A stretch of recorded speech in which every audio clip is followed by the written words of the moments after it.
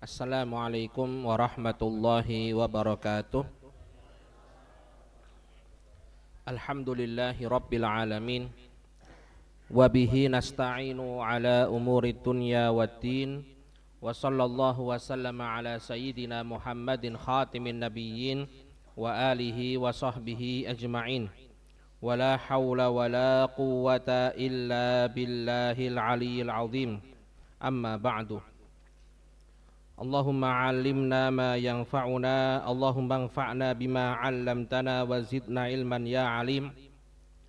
Allahumma faqihna wa faqih ahlana. Allahumma akhrijna min dhulumatil wahmi wa akrimna binuril fahmi waftah 'alaina bima'rifatil ilmi wa sahhil akhlaqana bil hilmi waj'alna mimman yastami'una al-qawla fayattabi'una ahsanah. Amin.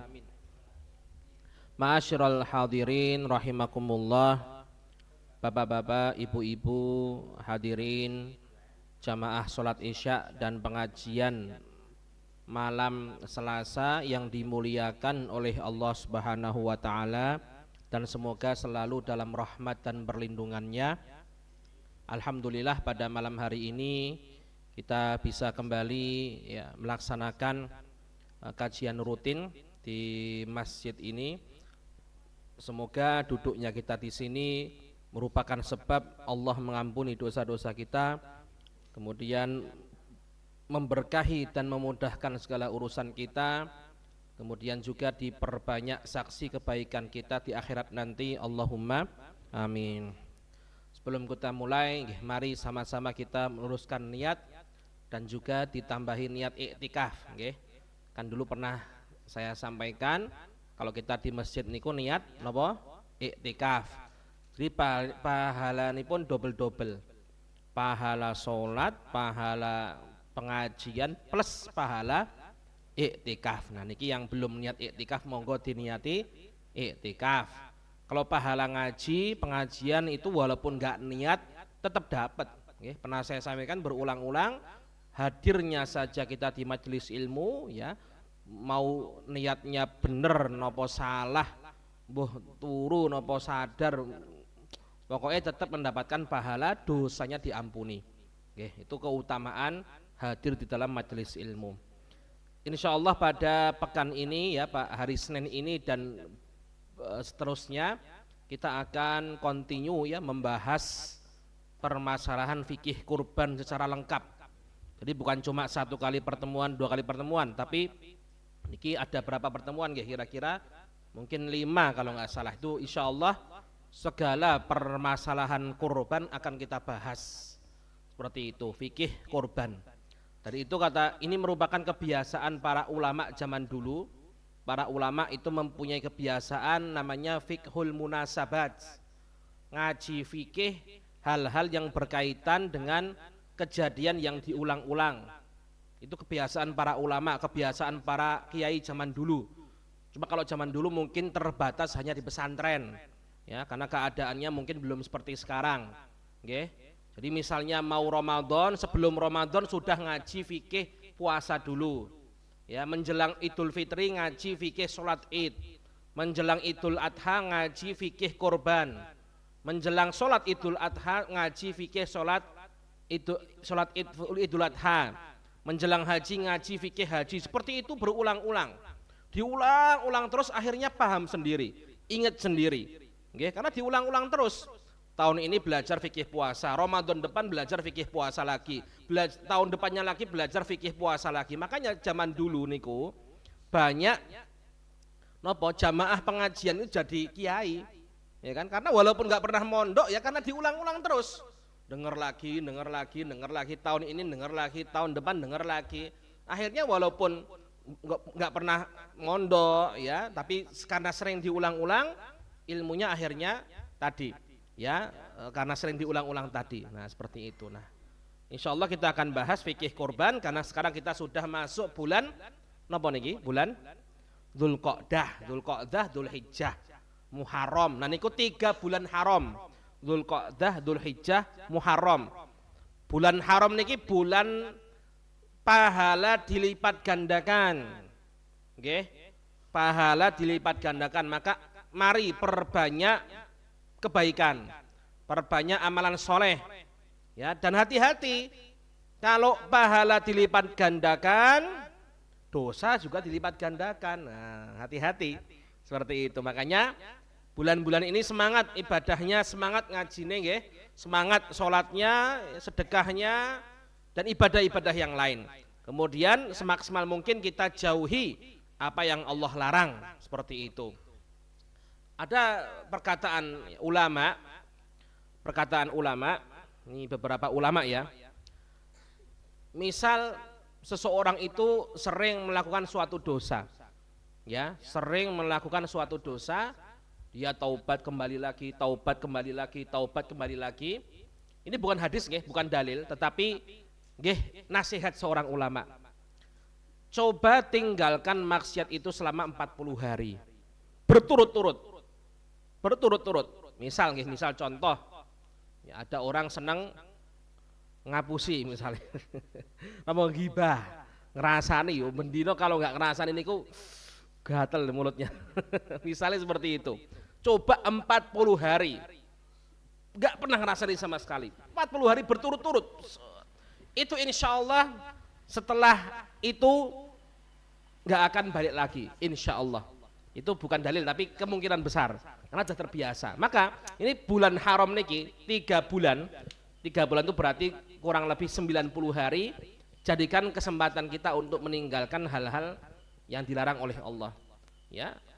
Nanti harapan kita selepas selesai bulan haram, kita memang benar-benar tidak pernah kembali ke dosa yang kita lakukan lagi sama sekali, seperti itu. Ini bulan haram, Dzulqa'dah. Kemudian kok kita akan bahas ya, tentang fikih kurban. Kalau ini pertemuan sekarang mungkin lebih ke keutamaan kurban. Teknis-teknis nanti, insya Allah pertemuan-pertemuan berikutnya. Keutamaan, biar sekarang yang sudah punya niat segera ya membeli hewan kurban, atau segera nyelengi, segera nyisihkan uangnya. Yang masih ragu-ragu, masih ngitung-ngitung, ya membulatkan tekad, membulatkan niat. Yang belum mampu minimal niat dulu. Siapa tahu nanti sebelum Idul Adha dapat rezeki bisa beli sapi misalnya, seperti itu. Oke, kita lihat, kita baca. Bismillahirrahmanirrahim. Qala al-musannifu hafizahullahu taala. Muqaddimat tata'allaqu bi babil adhahi. Ya, pendahuluan yang berkaitan dengan bab udhiyah atau bab kurban. Al-mas'alah al-ula ahamiyatu hadzal bab. Pentingnya mempelajari ini, ya. Awalan, yang pertama, huwa yata'allaqu bi ibadatin hiya min a'dhamil ibadat. Kurban ini termasuk ibadah yang besar sekali pahalanya.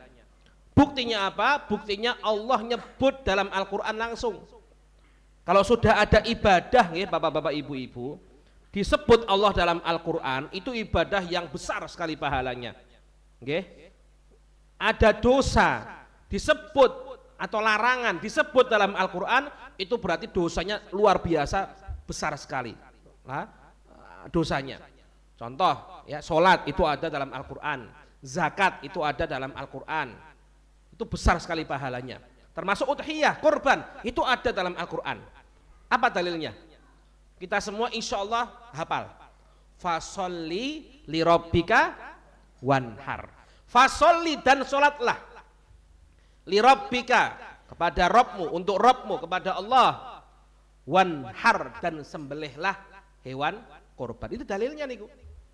Ini menunjukkan bahwasannya sholat, menunjukkan bahwasannya menyembelih kurban itu merupakan pahalanya banyak sekali, besar sekali.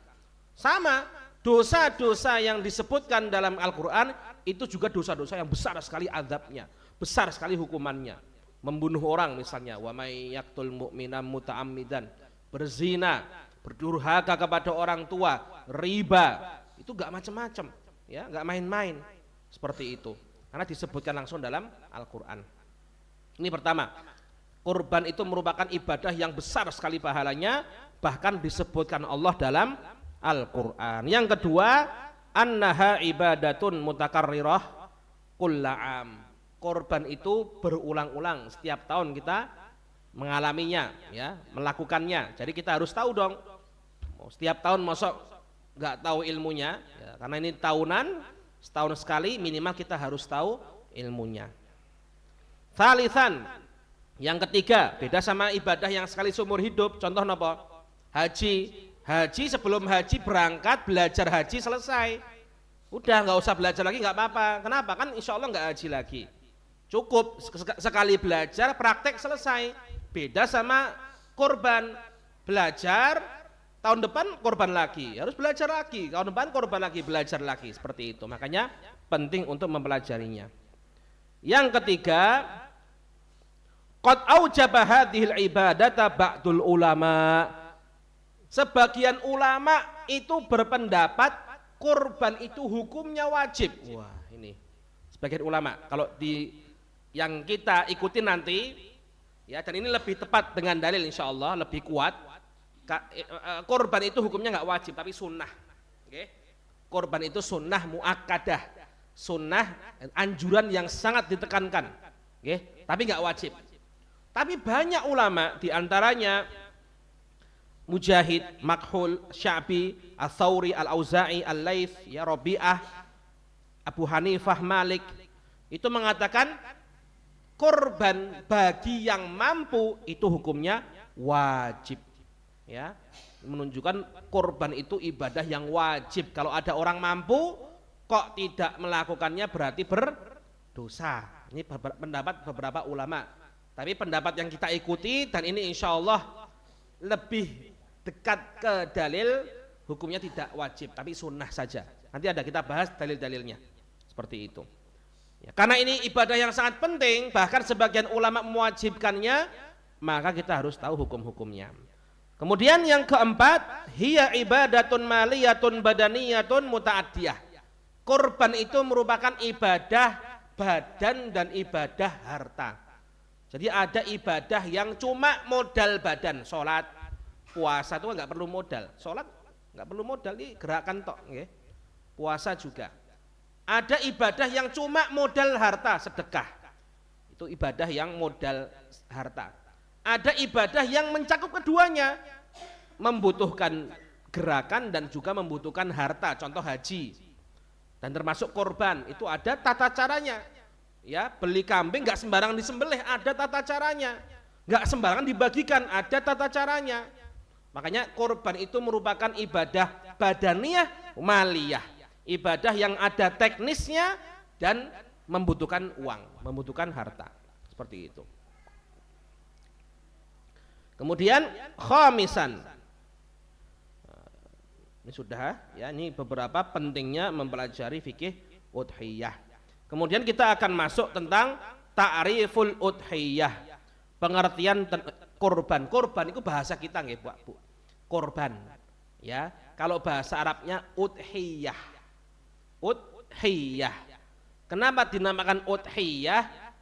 Dinamakan udhiyah karena bolehnya menyembelih hewan korban itu di waktu dohwah, di waktu duha. Dohwah jadi udhiyah. Ini penamaan ibadah sesuai dengan waktu awalnya. Ini banyak dalam Islam. Contoh sholat zuhur. Kenapa dinamakan sholat zuhur? Karena dikerjakan di waktu zohiroh. Zohiroh itu waktu ketika matahari condong ke arah barat. Sholat subuh. Kenapa dinamakan sholat subuh? Karena dilaksanakan ketika fajar itu terbit. Termasuk termasuk kurban dalam bahasa Arab dinamakan udhiyah karena kurban itu, hewan kurban baru boleh disembelih setelah masuk waktu duha. Sebelumnya nggak boleh. Ya, azan subuh disembelih ya enggak, namanya bukan kurban niku. Ya, itu hewan sembelihan biasa. Ini ada hadis ya, pernah saya sampaikan, ada seorang sahabat beliau membeli hewan kurban. Ya. Kemudian menyembelihnya sebelum sholat id. Niatnya baik, Pak, Bu. Niatnya apa? Saya mau nyembelih hewan kurban biar pahalanya pertama untuk saya. Niatnya bagus.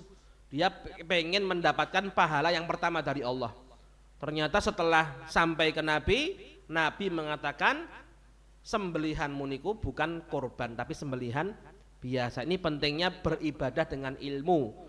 modal niat baik saja terkadang tidak diterima Allah kalau tidak didasari dengan ilmu. Nah, kemudian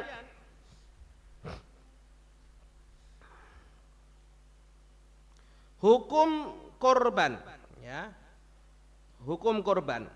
Hukum korban itu dalam pendapat ulama yang kita pilih hukumnya adalah sunnah muakkadah. Hukumnya adalah anjuran yang sangat ditekankan. Di antara dalilnya adalah hadis riwayat Imam Tirmidzi, umirtu bin nahri wa huwa sunnatun lakum. Ini kata Nabi, saya diperintahkan untuk kurban dan itu sunnah bagi kalian, gak wajib. Dalam riwayat Daruqutni, kutiba alayyan nahra, diwajibkan bagiku untuk korban, walaisa biwajibin alaikum, tapi bagi kalian gak wajib. Ini hadis perkataan Nabi. Kemudian perbuatan para sahabat, ya, dari diriwayatkan bahwasanya anna Abu Bakrin wa Umar radhiyallahu anhuma kana la yudhhiyani makhafatan an yaron nasu wujubaha. Suatu saat pernah Abu Bakar dan Umar radhiyallahu anhuma ngikut sengaja tidak korban padahal mampu. Nggih, Abu Bakar khalifah, ya, Umar juga orang mampu, tapi sengaja enggak korban. Kenapa? Khawatir kaum muslimin menganggapnya wajib. Wah, kok tiap tahun kok korban ya, jangan-jangan wajib, seperti itu. Akhirnya suatu saat pernah Sayyidina Abu Bakar dan Sayyidina Umar sengaja enggak korban, enggak tunggu kami sama sekali. Kenapa? Menunjukkan kepada manusia, menunjukkan kepada kaum muslimin bahwasanya korban itu enggak wajib, agar tidak membebani kaum muslimin yang enggak mampu, ya. Karena kalau ngertinya wajib, nanti yang uangnya pas-pasan pun memaksakan padahal punya kewajiban menafkahi, ya, punya tanggungan, punya ini. Karena menganggapnya wajib, takutnya malah beli, memaksakan, padahal enggak seperti itu. Ya, sengaja. Ini menunjukkan bahwasannya korban itu hukumnya adalah sunnah, tidak wajib. Kemudian keutamaannya jelas banyak sekali, nggih. Keutamaan korban tadi disebutkan dalam Al-Qur'an, ada hadis, ya, disebutkan bahwasannya dari Imam Tirmidzi an Aisyah radhiyallahu anha anna nabiyya sallallahu alaihi wasallam qala, Nabi mengatakan, ma amila ibnu adam yauman nahri min amalin ahabba ilallahi ta'ala min iraqatid dam. Ibadah yang paling disenangi Allah di hari Idul Adha adalah menyembelih hewan kurban. Innaha la ta'ti yaumal qiyamah biquruniha wa adlafiha wa innad dama la yaqa'u minallahi bimakanin qabla ay yaqa'a minal ard fatibu biha nafsa. Nanti pahala menyembelih hewan kurban itu ketika kita menyembelihnya sebelum darahnya jatuh ke tanah, itu Allah sudah menerima pahalanya. Dalam artian Allah sudah memberi pahalanya. Ya, ini menunjukkan bahwasannya korban itu merupakan ibadah yang sangat besar pahalanya, seperti itu. Maka ya mari kita niatkan kalau sudah sudah mampu, ya, niatkan. Kalau yang belum mampu tapi mungkin ada kemungkinan nanti insya Allah bisa nabung sebentar, kita niatkan, karena ya cuma setahun sekali, ya, setahun sekali pahalanya pun besar sekali. Dan pahala korban itu nggak cuma satu, double nanti Pak Bu. Oke? Pertama pahala korban, kedua pahala sedekah, jadi satu. Ketiga pahala idkhalus surur, menyenangkan orang lain, banyak sekali pahalanya, ya, double. Ya, korban dapat pahala sendiri, ya, sedekah dapat pahala sendiri, hadiah dapat pahala sendiri. Kenapa beda hadiah sama sedekah? Sedekah niku diberikan dari atas ke bawah, orang yang mampu kepada orang yang membutuhkan, itu sedekah namanya. Hadiah itu memberikan kepada yang setara, ya. Tangga kita, assalamualaikum niki wonten daging kurban, namanya hadiah, bukan sedekah, berpahala. Hadiah itu berpahala, ya. Rasul mengatakan, saya tidak menerima sedekah tetapi saya menerima hadiah. Maka Nabi itu menerima hadiah tapi beliau tidak menerima sedekah, seperti itu. Nah, itu beda hadiah dan sedekah, semuanya berpahala, seperti itu. Dan ada pahala lagi, pahala idkhalus surur, menyenangkan orang lain, membuat senang orang lain, itu juga pahala, seperti itu. Kemudian tentang keutamaan dan hukum kurban. Sekarang ya, hukum kurban itu adalah sunnah muakkadah ala ahli baitin ya. Sunnah muakkadah li ahli baitin ya, seperti itu. Maksudnya apa? Sunnah kifayah ya. Sunnah kifayah li ahli baitin. Maksudnya apa? Ini penting, ini perlu pemahaman Pak. Jadi hukumnya sunnah satu rumah satu. Nah, dipahami dulu. Satu rumah satu. Pada umumnya seperti itu. Oke? Pada umumnya seperti itu. Satu rumah sunnah ada yang kurban. Namanya sunnah kifayah. Ya, sunnah kifayah. Ada namanya fardu kifayah, ada namanya sunnah kifayah.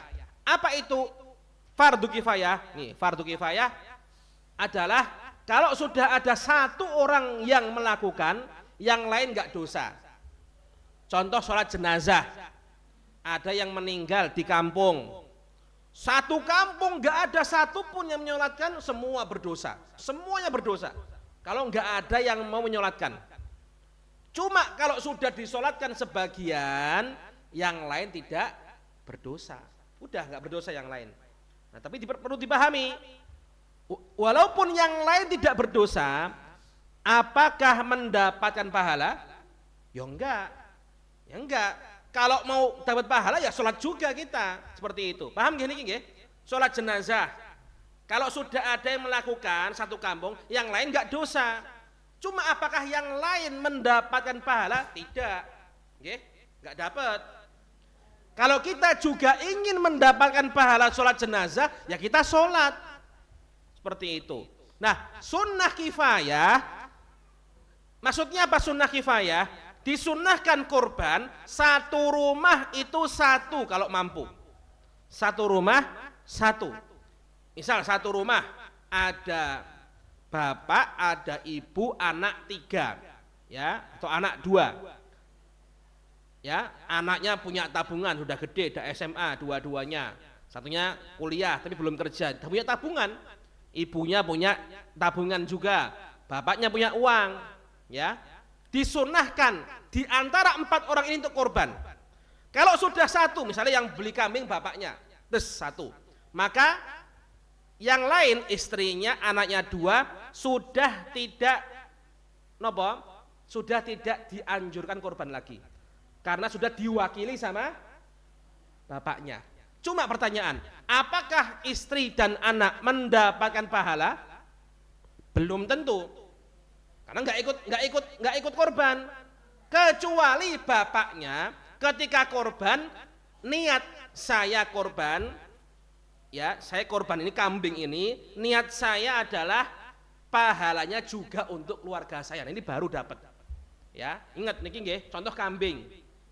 Kambing itu hanya boleh atas nama satu orang, nggak boleh kambing atas nama warga, nggak boleh. Kambing kok sama warga nggak boleh. Kambing tetap atas nama satu orang. Cuma yang beli kambing ini, misalnya Pak siapa, boleh meniatkan, saya niatkan semoga pahala kurban ini untuk keluarga saya, itu boleh. Seperti itu nggih? Nah, bisa pahami? Ya seperti itu. Ya. Jadi satu rumah satu, itu yang paling ideal. Kalau mampu, seperti itu. Satu rumah satu, kalau mampu.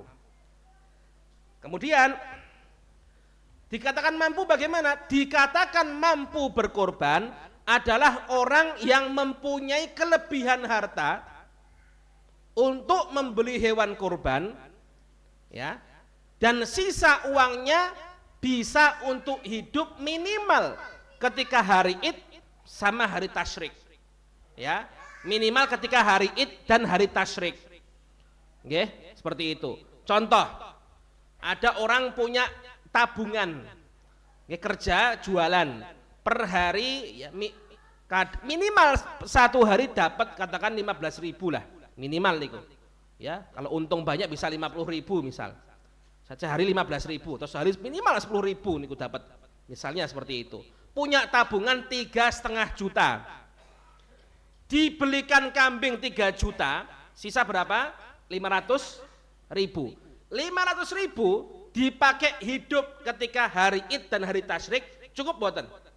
Cukup. Ada tambahan lagi harian, masih ada nopo, ada pemasukan. Dia kena hukum mampu berkorban namanya. Jadi mampu tuh harus kaya, enggak harus kaya.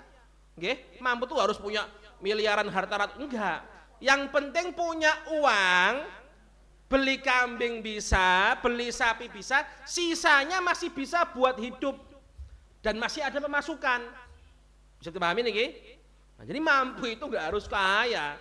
Jadi salah dipahami, wah aku uang duitku gare 5 yuto ya, yang dienggo 2 yuto tinggal, padahal punya penghasilan tetap, misalnya pemasukan tetap, ya dia mampu dia. Ya beda kalau memang nggak mampu, sebulan gajinya 1.500.000, ya, atau 2 juta, ya tabungannya 1 juta, awal bulan, ya, udah dipakai pertengahan bulan, kan Idul Adha itu tanggal pinten nggih? Idul Adha tanggal insya Allah sekitar tanggal 17 Juni, wadah pertengahan bulan. Gaji bulan Juni tinggal 500.000. Tabungan napa? 3 juta, dipakai beli kambing sisa 500. Bisa hidup enggak? Waduh mepet ya, enggak mampu berarti. Seperti itu. Jadi mampu itu enggak harus kaya. Yang penting punya kelebihan harta, yang mana kalau hartanya dibelikan kambing, sisanya masih bisa buat hidup, ya minimal selama 4 hari, dan dia masih punya pemasukan dari yang lain, maksudnya masih bisa hidup lah, seperti itu. Ini paham gak? Jadi intiku dikatakan mampu adalah seperti itu. Maka kalau yang mampu, yuk disunahkan untuk berkorban, seperti itu. Nggih, niku awal pembukaan dulu sebelum saya lanjutkan. Monggo ada pertanyaan tentang korban, hukum korban dan lain-lain. Nggih.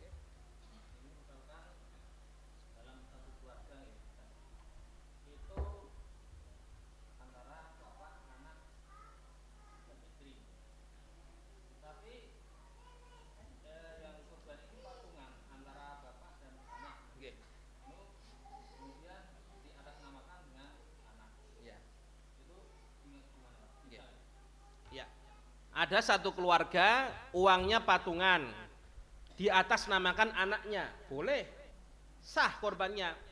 Terus apakah kan atas nama anak, okay? Apakah bapaknya juga ikut berpahala? Bisa dapat pahala kalau sang anak meniatkan juga. Saya korban, walaupun atas nama saya niatkan pahalanya juga untuk bapak dan ibu saya misalnya, boleh. Dan walaupun anak tadi tidak meniatkan pahala korban, sang bapak tetap dapat pahala. Pahala membantu orang lain. Pahala iuran tadi. Cuma afdolnya, bagusnya, sang anak juga dalam hatinya meniatkan ini korban atas nama saya, pahalanya untuk keluarga saya. Itu boleh. Ngerti nggih? Itu namanya tasyrik fit thawab. Jadi ini penting sekali. Nabi pernah menyembelih korban, ada suatu hadis, ini dariku untuk keluargaku dan untuk seluruh umat muslimin. Oh, jadi beliau mendoakan agar pahalanya semua kaum muslimin. Boleh, boleh seperti itu. Ya minimal kita untuk keluarga kita, misalnya seperti itu. Ngeten nggih? Boleh. Ya, tetap rumusnya 1 kambing atas nama 1 orang, sapi 7, tapi tidak ada batas. Kita mengikut sertakan dalam pahala, enggak ada. Misal 1 kambing, ini saya korban, semoga pahalanya semoga juga untuk saya dan seluruh misalnya warga Badran, boleh seperti itu, boleh seperti itu. Oke, nah, ngeten. Banyak sekali itu, berapa ratus orang. Yang penting atas nama tetap saya, tetap 1 orang, ngeten nggih? Seperti itu. Monggo ada pertanyaan lagi? Nggih. Ya, terima kasih. Gini, jadi mungkin ini mungkin banyak kasus tapi kadang jarang dibahas. Okay. Jadi bagaimana seandainya kita punya hutang, hutang tersebut mungkin ada yang sudah jatuh tempo, ada yang belum jatuh tempo, entah ada ribanya atau enggak. Gitu. Dimana kalau di saat kurban kita kan punya uang, kalau disaur ke utang juga belum lunas. Kalau untuk kurban sebetulnya masih turah. Nah, di mana itu kita punya kewajiban untuk kurban atau yang wajib dulu kita nyaur utang, walaupun utang kita belum bisa lunas dengan uang yang kita miliki saat itu. Itu di mana hukumnya tadi? Ya. Walaupun hutangnya nggak ada temponya nih kok. Kan utang ada yang jatuh tempo, ada ya. Iya, yang belum. Katakanlah kalau utang yang jatuh tempo, uang yang kita miliki pun untuk nyaur juga belum selesai. Tapi kita pengen kurban. Iya. Pada saat kita mau berkorban itu, di sisi lain utang kita belum selesai. Dengan uang yang kita miliki saat itu, disaur ke yang belum lunas. Apa kita boleh atau? Ya, betul. Nah, pertama, kalau memang hutangnya jatuh tempo jelas utamakan hutang yang jatuh tempo.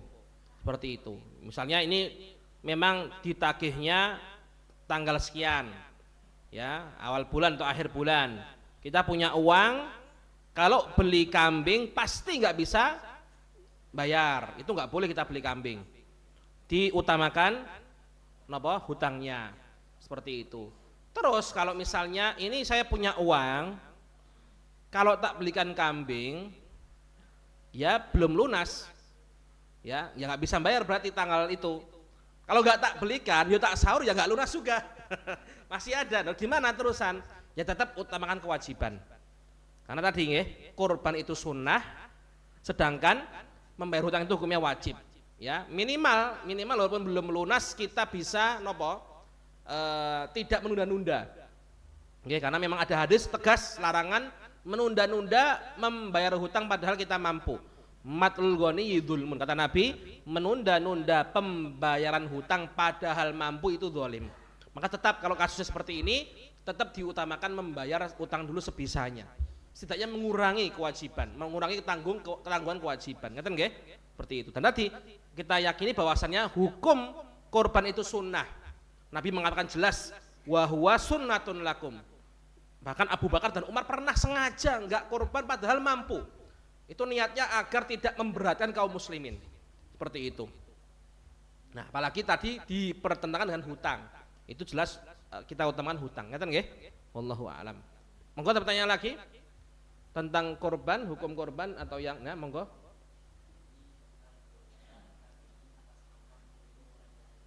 Nggih. Korban atas nama orang yang meninggal, nanti kita bahas detailnya, khilafnya, kemudian pendapat yang kuat, ya kita pilih, ya insya Allah ada nanti. Ini masih hukum sama keutamaan, ada. Kan kita ada 4 pertemuan, 5 pertemuan nanti, 4 pertemuan. Pertemuan terakhir nanti fikih sholat id, insya Allah, ya fikih sholat id. Kayaknya nggak bisa, id itu kan hari Selasa, Senin kalau kondur. Jadi insya Allah ada 4 pertemuan kita tuntaskan korban, nanti ada khusus. Di sini ada, buku ini ada. Hukum korban untuk orang yang meninggal. Termasuk tadi menghadiahkan pahala untuk orang yang meninggal, itu ada pembahasannya. Monggo ada pertanyaan lagi, Bu-ibu, korban? Sampun ini? Kalau sudah, kita sudah selesai bahas tentang hukum korban, sunnah, muakkadah, keutamaan korban, kemudian tentang siapa yang mampu berkorban. Insya Allah kita pada pertemuan berikutnya kita akan bahas hewan yang diperbolehkan untuk korban. Kalau sapi gimana kriterianya? Apakah jantan, betina? Kalau kambing gimana? Boleh nggak kambing hamil, ya kan? Boleh nggak kalau pincang? Nah, itu kita bahas pada pertemuan berikutnya. Pada pertemuan berikutnya. Wallahu taala a'lam. Nggih, monggo. Dari luar masa kurban, bagaimana hukumnya pemungut pajak dan bekerja di bidang perpajakan menurut Islam? Pemungut pajak dan niku berat niku. Nggih. Kalau konteksnya di zaman dulu, zaman Nabi, memang Nabi tegas melarang memungut pajak. Konteksnya di zaman Nabi. Nah, kalau zaman sekarang niku pertanyaan besar nggih. Harus ditanyakan sama ulama yang besar juga. Saya ulama kampung. Belum berani, takut salah jawab. Takut salah jawab. Karena beda kadang konteksnya zaman Nabi niku ya jelas Nabi melarang pajak. Kalau sekarang tuh kadang gitu ada nopo-nopo gitu kan. Nah, itu agak berat. Kita wallahu alam bisawab. Seperti itu. Kalau zaman sekarang Wallahu alam, tanyakan sama ulama-ulama yang tentunya lebih paham.